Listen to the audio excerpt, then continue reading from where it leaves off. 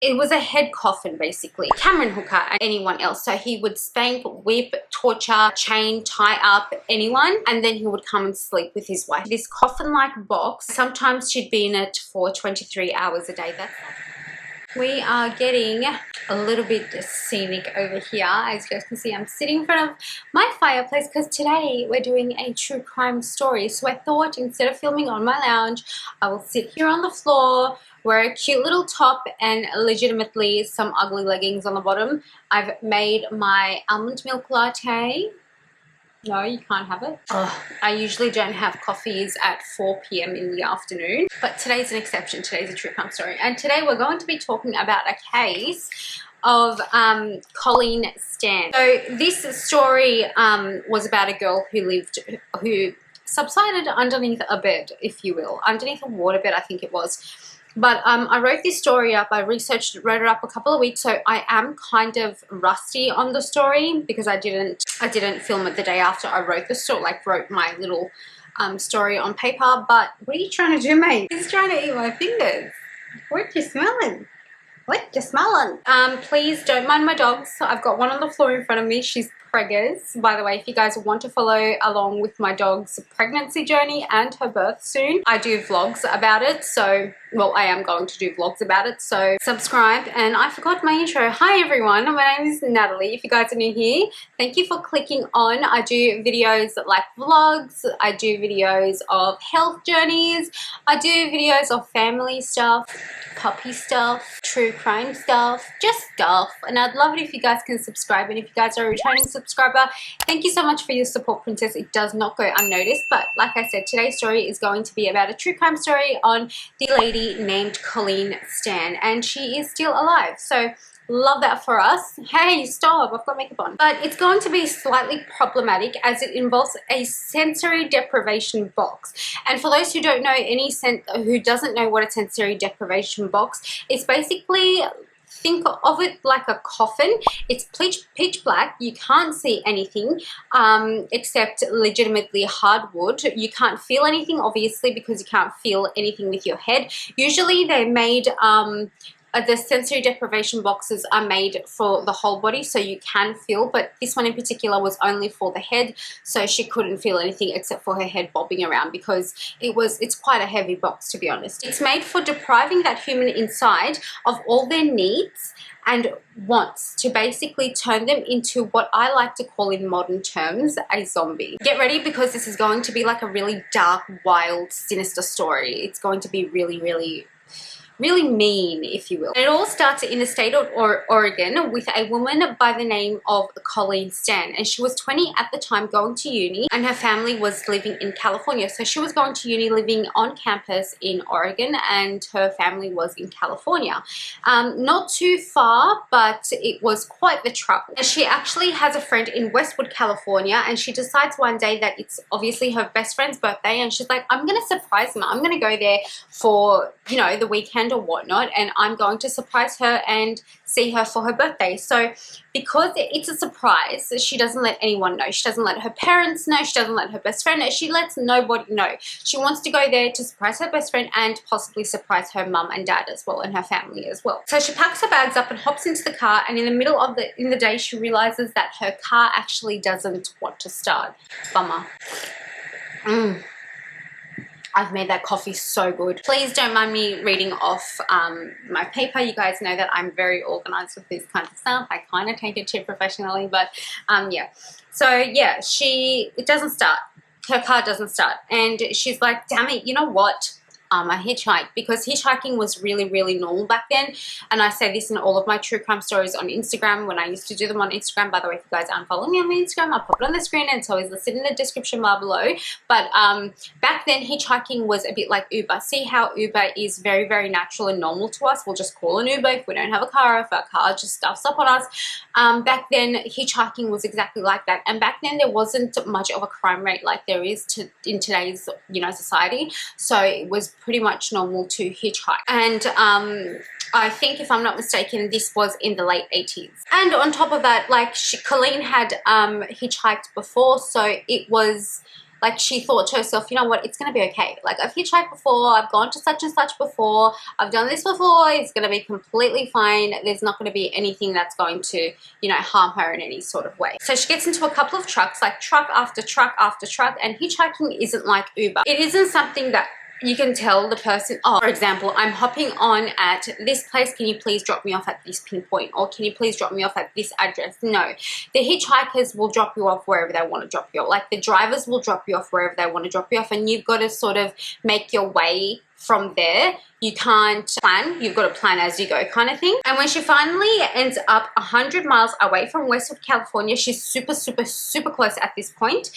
She sees a bunch of cars drive by, and she's on the highway. Literally, like I said, they drop you off wherever they want to. So one of the truck drivers had left her on the highway, and she's trying to pick up a ride. The first car that pulls over is like a bunch of, you know, young boys or teen boys or whatever, and they're like, get in, and she kindly refused, and they continued to say, get in, and obviously your safety alert system goes off in your head, and you're like, I'm not going to jump in that car, and they just drove off, like they didn't bother her. And then suddenly the next car pulls over, and she's like, oh my god, thank God. This car was literally like the polar opposite. It was a male and a female, obviously husband and wife, because they had their baby at the back. The man seemed very nerdy, and the woman literally looked like an average mother, you know. So naturally, what do? You trust this couple because it seems like they're a family at the end of the day. So as they're driving, she starts to feel a little uneasy because the man in the car was constantly staring at her through the rearview mirror. And it wasn't like a, hey, how's your day kind of stare. It was like a glare. You know how you would just like suspiciously look at someone, and she was kind of getting the like wrong vibes off this glare, and she wasn't sure if the wife was noticing it. She was just feeling really uneasy, like a gut feeling in her told her that this glare that he was giving her wasn't normal. It wasn't just like a, how are you going, you know, what's your story, where are you heading to kind of glare. It was more like a, who are you, what are you, you know, kind of glare. It was just sus. But then she thought to herself, you know what, Colleen, you know, don't even think about it. Like, he's a husband and wife. They're husband and wife. Like, there can be nothing sus about this. You know, you're just a little bit, you know, nervous because you've had to hitchhike all day, and now you're in somewhere where you don't know, you're in someone's car that you don't know, and he's probably a little bit nervous that he's picked up a complete stranger and brought it into the family car, and he's got his baby right next to her. So she just thought to herself, don't even think about it, like, he's just a family man. So they drive for about 10 minutes, and the entire time of those 10 minutes, she just couldn't shake the feeling of uneasiness off her, like I said. And they had to stop at a petrol station for some like fuel, for some gas, and she decides, hey guys, you know what, I'm gonna run to the bathroom real quick. So she packs up her bags and takes it to the bathroom inside her, and inside the bathroom, something inside her told her, like a gut feeling told her, her subconscious told her to literally jump out the window and flee for her life. But you know what she does? She doesn't listen to that. She stomps on that thought, and she returns back to the car. So she gets back into the car, and she thinks to herself, come on, Colleen, like, you're completely crazy. Like, you're completely out of whack. You've hitchhiked before with no problems and just took multiple rides from truck drivers this far. So what can a couple do to you? Like, you literally took multiple rides from men, and now you're in a family car and you're getting sus about it. So she shut that thought down. But there's a couple of things she started noticing. The first is a big wooden box by her side that she didn't see prior to jumping in the car in the first time round. She looks at it and thinks, I have no idea what the heck this is, and I'm not trying to find out. So it was literally put in between the bassinet, the baby's like baby booster, and then it was in the middle, and she was next to the window. So she keeps her mouth shut, she keeps her eyes on the road, and they keep on driving. By this point, they had reached like a mountainy, isolated kind of woodsy area, and the couple asks if they can quickly pull over to take like scenic photos of the mountains and stuff. And they want to check the caves out, and they just want to check the area out real quick. She was like, yeah, I'm just grateful that I'm getting a ride. For sure, pull up, like, take your time, I'm just in the car. So they pull over to the isolated area section in the woods on the highway. The man of the couple gets out of the car. The mum and the baby get out, and they go down to the creek. But then all of a sudden, she doesn't see the man follow the wife. And she's like, whoa, where did he go? It's like he vanished into thin air. So she looked at the wife and then turned around and the man was like completely gone. So she's looking around and all of a sudden her door is opened, a knife is put to her throat, and what he does is he puts her head into that wooden box. So he opens the wooden box, puts her head into there and shuts it locked. And the wooden box was literally a homemade DIY sensory deprivation box. Like they had to make this wooden box themselves. It was a head coffin basically is what you can call it. And basically it let in a little bit of air so she can obviously breathe, but it closed like a clamshell. So remember how I said he opened it up and put her head in? So the neck part would be sticking out of here. I'm going to pop up photos on the screen as always, but like it opened up like that. So it was just really, I mean, if I personally was in that, I would literally feel claustrophobic. I would probably hyperventilate and die from claustrophobia, because even when I have the blanket on me up to my neck, I cannot stand that. And a weird thing about me is, I don't know if any of you have claustrophobia, but my toes have to actually stick it out of the blanket. And even like sometimes in socks, if I get too much in my head, I have to take my socks off no matter where I am. If I'm driving, I'll pull over. If I'm at the shops, I literally, okay, I'm getting sidetracked. It's a little bit weird that I talk about that. But anyway, continuing on, I digress. Here's how she explained it. And yes, I'm saying she because like I said, she is still alive and she is living, you know, her life. Obviously a little bit tormented, but still living. Here's how she explains it. Inside was insulated with carpet. So imagine how little air you're going to get. And you can't hear much. You can't see anything. So it's complete darkness and she's yelling and the box is that heavy. Her head was wobbling and bobbing around from side to side and she's unable to support it. So she's laying in the back seat now. So the baby's bassinet is over here. So she's laying this way. The box is still in the middle and she's laying over in the back seat. So her feet are near the window side and the door side. Oh my God, I'm talking too much. And I forgot to mention her hands are actually tied behind her back. So she hears the mum get back into the car and they keep driving on the highway as if nothing freaking happened. Like they're just acting as if nothing is wrong. And the mother had seen her. The couple drive back to their place, which is a tiny little house. She is taken outside the wooden box and is blindfolded. Her hands are tied and they immediately transport her into their basement. And inside this basement for the next couple of years, I want to say, turns out to be one of the most horrific things that I have personally ever come across when investigating true crime stories and watching true crime stories on Netflix and everything. But it's like literally the worst thing I've ever read about. I need to actually give you a little bit of a background about this couple. So let me get into that straight away. Colleen actually first learns the wife's name and this is how she pieces things together, right? They never said each other's name next to her, obviously, for obvious reasons, but they called each other things like babe, honey, you know, hun, what you doing there? Or they didn't refer to each other as their names, they just refer to each other as pet names. And one day the man was like, hey Jan, can you come give me some more rope or something like that? And Colleen realized, okay, so this woman's name is Jan. But what she didn't realize is the woman's name is actually Janice Hooker. And yes, that's the actual last name, Janice Hooker. And the man's name is actually Cameron Hooker, and they've been married for quite some time.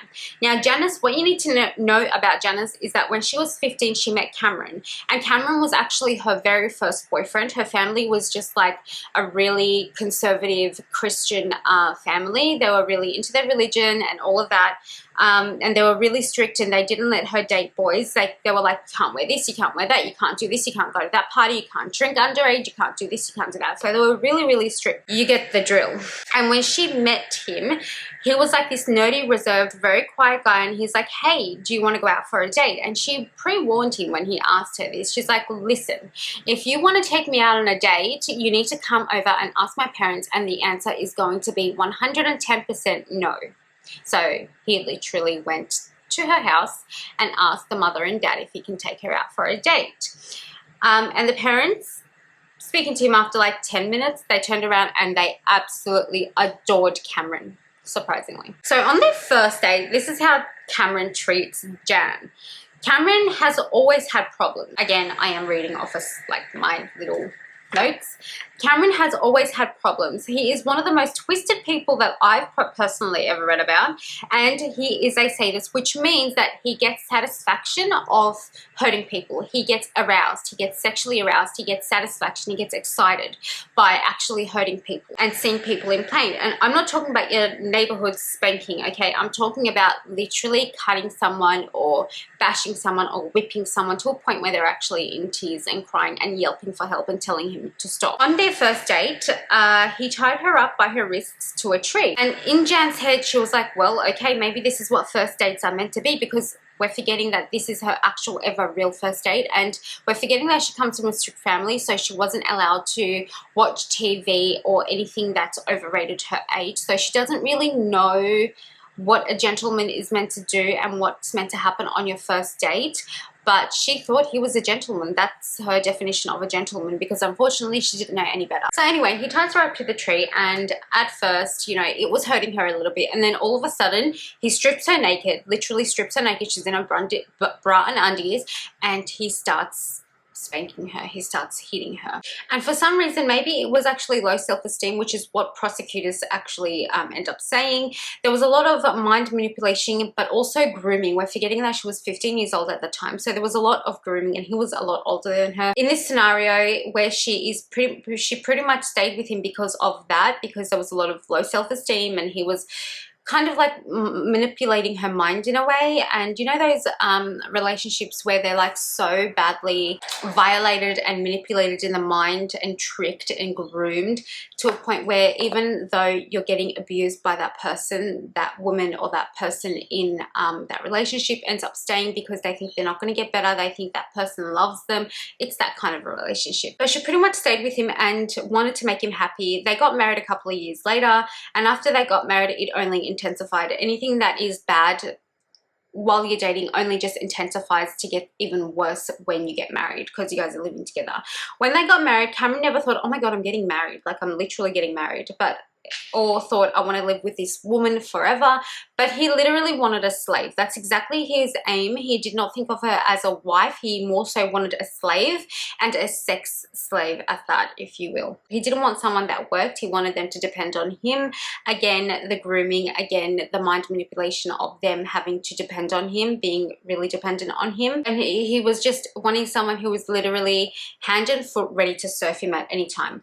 His beliefs in his mind that women were literally shit, and they literally only existed to serve him or serve males. But Janice at this point was getting so sick and tired of getting whipped and tied up, and getting sick of the scars and bruises. So she was in pain. Like, she was literally in pain every single day. She didn't enjoy this. You're gonna say, oh, BDSM, 50 Shades of Grey, blah, blah, blah, blah, blah, and Nat, you're so open about that. No, it's different. When you consent, it's different. When you don't consent and you don't enjoy it and you don't get the thrill out of it as your partner is, then that's torture. It's not BDSM. It's not 50 Shades of Grey. It's not sexually. It's pain. It's painful. Janice never asked for this, and she had no idea that there was actually better out there. So she didn't think this was anything bad, but she didn't know that this wasn't normal, because this is all that she knew. So then she's like one day, look, Cameron, I don't want to do this. Like, I really don't want to do this anymore. Actually, you know what? I can't do this. I want to have a kid. I want to become a mum. I want us to have a family. And then he turns around and he goes, well, if you have a kid, then I can't whip your ass. Like, which idiot says that? Honestly, which freaking idiot says that? And so she's like, okay, how about this? She came to an ultimatum. She came to a conclusion. Now I'm going to quote, okay, how about this? You give me a kid and I'll let you have a different slave. Keyword slave.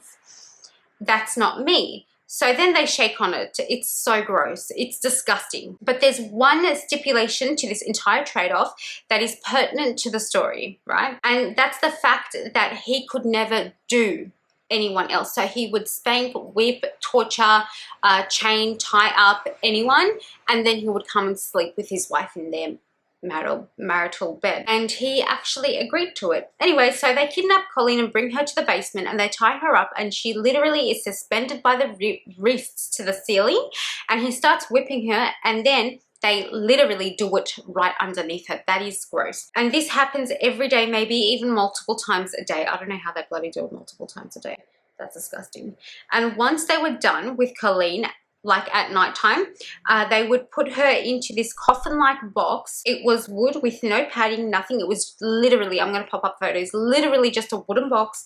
And sometimes she'd be in it for 23 hours a day. That's exactly what solitary confinement is. When you go to jail and you're in solitary confinement, you are locked up in a box, in a cement box, in a room, by the way, for 23 hours of the day, and you're outside for 1 hour of the day. And this is exactly what it is, except it's worse because it's in a box, and that box would make me feel claustrophobic even thinking about it. I can't even stand it. But anyway, by this point, it had been months of the same routine for Colleen, and her parents were, like, literally were getting sick and worried. We're forgetting that she was on her way to her best friend's place for their birthday. They're in California, and they have no idea, no freaking idea, that their daughter is held captive in the same state as them. They drive all the way from Oregon. On their way back, they stop at every police department in the neighboring cities, because the police department were like, maybe she just had enough. Maybe she just wants to be a new person. Maybe she just ran away. So I don't think she was reported as a missing person. And plus, there was no leads. Like I said, she went in secret because it was a birthday surprise. So during this time, there's also a lot of teens who are running away or joining cults. Don't ask why joining cults and running away was apparently once a thing, but apparently it was. So the police didn't really take it too seriously, like I said, but they were like, sorry mama, she's probably in a cult right now. It was literally ruled off as that. So the parents had to do their own digging around. It was really bad, and it was literally a shit show for the parents. But like, she was over 20 and she was classified as an adult and was able to do whatever she wanted. So they thought she had joined a cult. Well, so thought the police. Anyway, 9 months into her captivity, and Cameron finally did something. He decides, oh my gosh. So this was literally like a power play for him, right?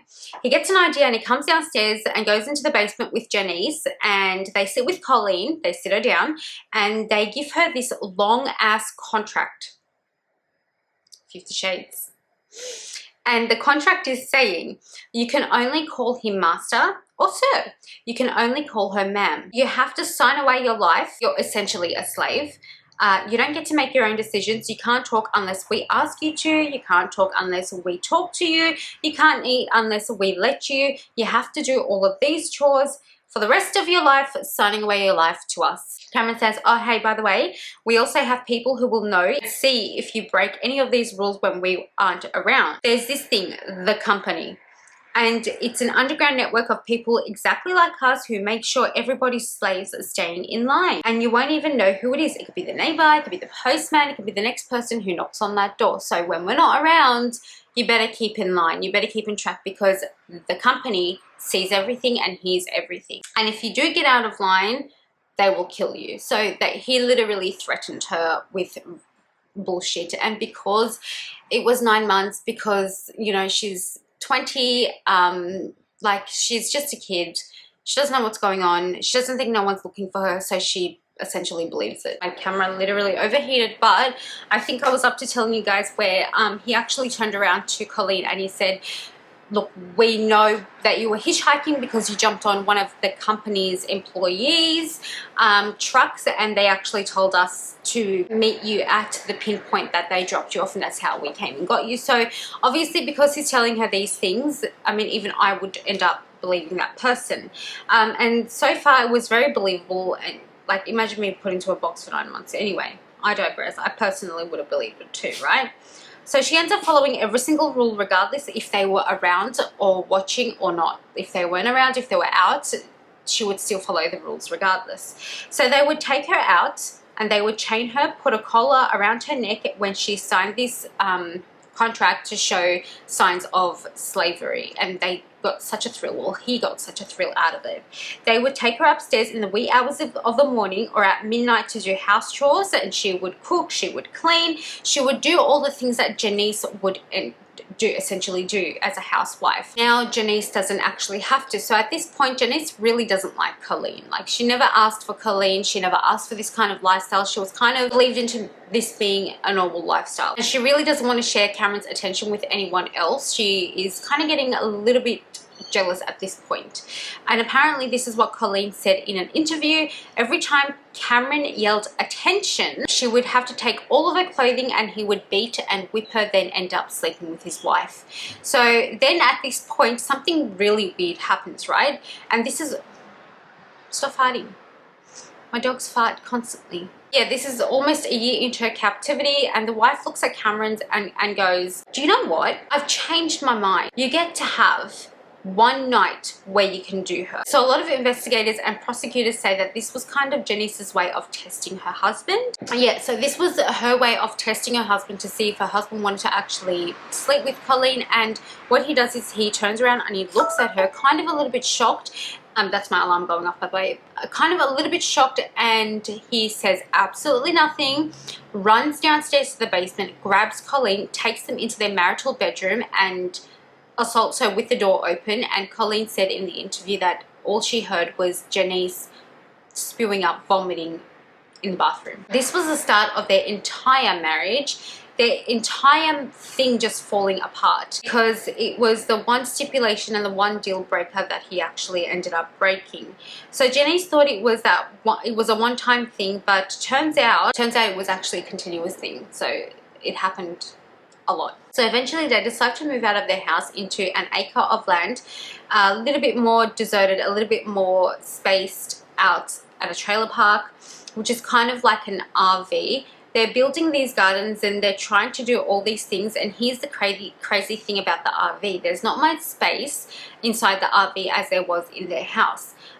There's no room for the wooden box. There's no basement. There's nothing, zilch.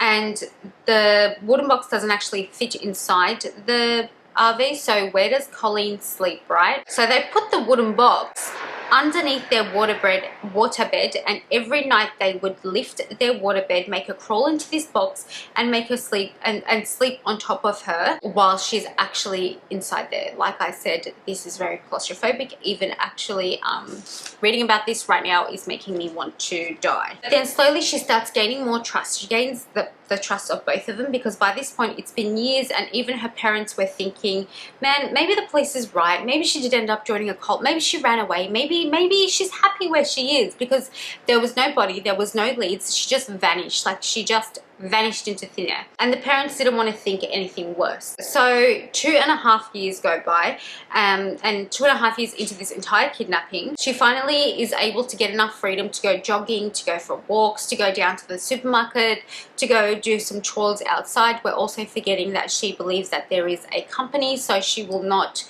go outside the deadlines of the rules, right? She is dead set into the thought that there is actually a company. People did see her around, but the community that they were in at the time, nobody knew that she was actually a missing person or once was a missing person, and they didn't know who she actually was. When she was walking around, she would actually turn around and be like, oh my god, that person's looking at me funny. Are they from the company? Oh my god, they're staring at me. Are they from the company?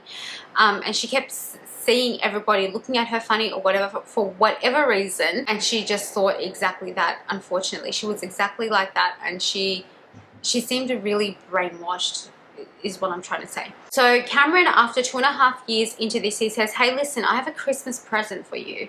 And he gives her the phone, and he's holding the dial pad next to him under his hand, and he goes, call your dad, you get 5 minutes. Call your dad, and if you say anything that's going to jeopardize this, you're going to ever regret making that decision. So obviously she says, oh my god, thank you. And she kind of like, see, the thing is, when the person who has captivated you and who has got you gives you that little bit of sympathy or that little bit of kindness, you idolize that, you make it seem so big. You're like, oh my god, thank you so much, like thank you so much. And that's like really sad, and that's exactly what she did. Anyway, she calls her dad, and her dad, frantic, says, where have you been, blah blah blah. And she's being very vague, and she's like, dad, look, I miss you, I'm fine, don't worry, I'll call you whenever I can call you, but I'm fine. I just want to hear your voice, but I want you guys to know that I'm completely fine, I'm a-okay. And he hangs up the phone. And at this point it was more like a push-pull kind of game.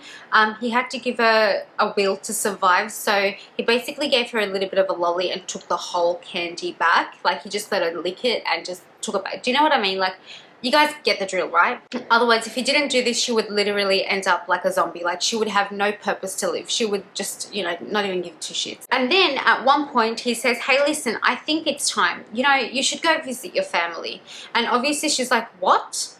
Like, really? Like, seriously, oh my god, thank you so much, you know. And at this point she had been free around the house, she had been walking around and was super happy and excited, and she goes, and he turns around and goes, but to show your loyalty, you have to do something for me. This is a test. I'm going to put this gun to your mouth and you're going to shoot. And she does. And it was a blank.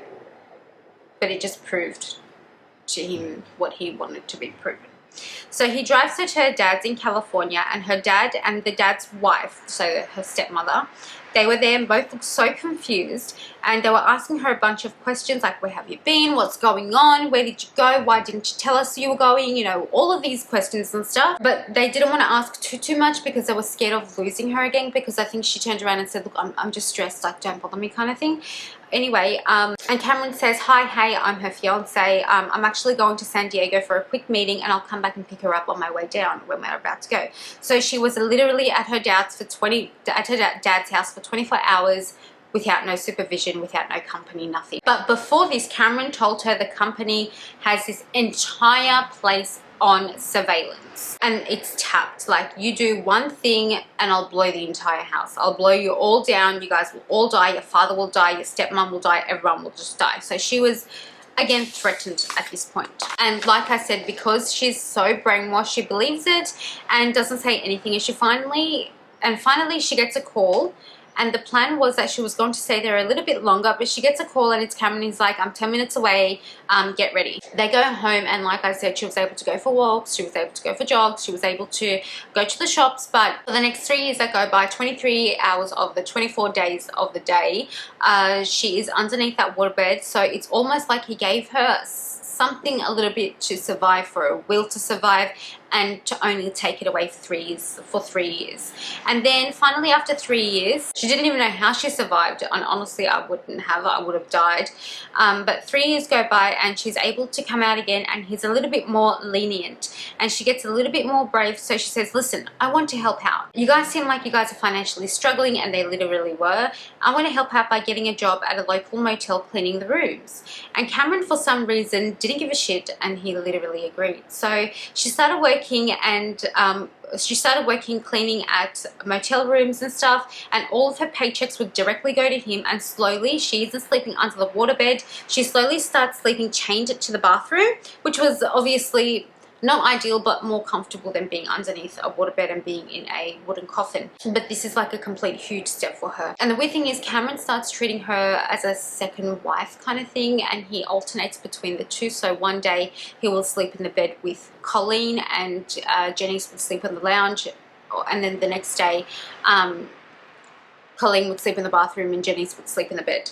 This is when Janice starts getting really annoyed, because she's the main BS, you know, like she's the main woman in charge, the main woman of the house, but she has to share her man with Colleen. And Cameron turns around and says, you know what, love? You know what's better than 2? 3. So he was deciding to get another slave. And she starts getting frustrated, and she realizes, man, I don't want to share my husband with another woman. Like, let alone Colleen, I don't want to share him with another freaking woman. And she starts kind of confiding in Colleen and says things like, man, what's going on with him? Do you think he's going to cheat on us? How disgusting. Do you think he's going to cheat on us? And all of this weird kind of stuff. Suddenly she decides to go to a pastor, and she confesses all of these. And now I don't know why the pastor didn't turn around and report it to the police, but he didn't. But he turns around and he actually ends up telling her to get out of that relationship. And she goes, you know what, Father, you're right. I'm going to get out of this relationship. So she heads over to the motel where Colleen was working and says, hey, listen, Colleen, I've got to talk to you. Because, like, come over here, leave your job right now. I need to have a talk with you. And it's been about 7 years since the kidnapping started, mind you. And she goes, by the way, there is no company at all. There is no company at all. The company is a scam. There is no company, none of that. I mean, you could have just gone. Like, you could have just left. Nobody was chaining you down. There's no company. Like, the company doesn't exist. Colleen was shocked and confused and happy, excited, scared at the same time. But so immediately after this, she runs to the bus stop. She runs to the nearest bus stop. But before she goes to the bus stop, she calls her dad and says, I'm getting goosebumps. She says, Dad, I'm coming home. Then she calls none other than Cameron himself, right? And says, listen, I'm leaving and you can't do nothing about it, you little fool. And to my surprise, when I was reading this, I was like, what? he ends up crying on the phone. He literally cries on the phone. And she hangs up and she goes to her home in Riverside, and obviously she starts slowly opening up to her family. She didn't tell them straight away. I think she wanted to just be with her family and just be content and not live that again and just forget about it. But she tells them what's going on, and her family is traumatized listening to it all. But this is where things escalate. She decided not to go to the police for some time, like I said, but for some reason Janice at the time decided to go to the police. Janice, the wife. She goes, listen, this is what happened, this is how we kidnapped her, this is what we did, this is where we kept her, and all of that. And the police were like, let's get her drug tested. So they did, and she came out clean, obviously. They didn't believe her because the story she was telling was literally unbelievable. So Janice tells the police to call Colleen, and they literally call her up, and Colleen agrees and confirms everything the police had asked her. So the police go to the trailer where they used to live with Cameron, and they arrest him. The thing is, they arrest him, but the thing is, yes, there's evidence that Colleen was living there because of DNA evidence, blah, blah, but where's the evidence that Colleen was living there without her own will? There was no evidence of that, you know what I mean? Like I said, they mentioned that she was free jogging, you know, they didn't tell the backstory of the trauma and the backstory of the mind manipulation and everything, because she was like going to the shops, she was going for jogs, she was going for walks, she was cooking, she was cleaning, you know. So the next day the police had gone back to the trailer to find more evidence, and Janice had gone back to her husband, and also together they lit everything on fire to burn any evidence. But they found inside a magazine a picture, like the picture of the paper of the contract that Cameron had written up, and they go to court. The police was like, yes, this is more than enough to show evidence that she was there without her will, so they go to court. Janice surprisingly ended up testifying for immunity, so she didn't spend any time in jail for all of these heinous freaking criminal shit. But she did testify against Cameron, and then Colleen testified, and literally in court, in the courtroom, they had a waterbed with a coffin underneath it to show the judge and the jury of her living conditions, and finally the jury convicted him guilty on 10 different counts on so many different things. So now it's up to the judge on how long he actually gets to stay in jail, and the judge said that this is probably the most evil, psychopathic, you know, case that they have ever come across, and he wants Cameron to spend 104 years in jail, but he had the possibility of parole back in 2015, and was actually denied. So now he's almost 70 years old, rotting away in hell. Well, 71 years old, rotting away in hell. But yeah, that was the case of Colleen Stan and the coffin bed kind of crime. If you guys like these videos, please don't forget to give it a like, don't forget to share it with your friends and family, and also don't forget to subscribe to my channel. And if you guys have any video recommendations, please leave them in the comments down below. If you guys want any other videos, if you guys want a case that you want me to cover, leave it in the comments down below and I will get right back to you. But I'll see you guys next week with a new video. Bye.